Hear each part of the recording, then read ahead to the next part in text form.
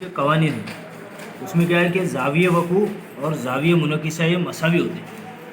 तो उसको हम इसके ज़रिए से दिखा सकते हैं। ये मिरर है,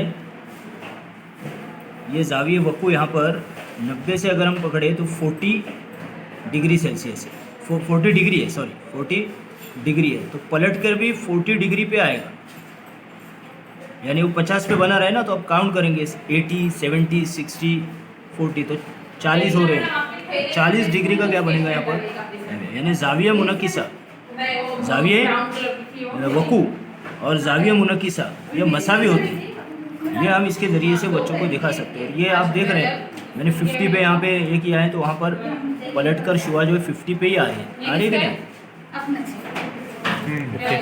ठीक है, ये तो इसको हम यहाँ पे लिख के दिखाए हैं कि जाविया आर मसावी होता है जाविया आई के, यानी मुनकिसा जाविया वकू के क्या होता है, मसावी होता है।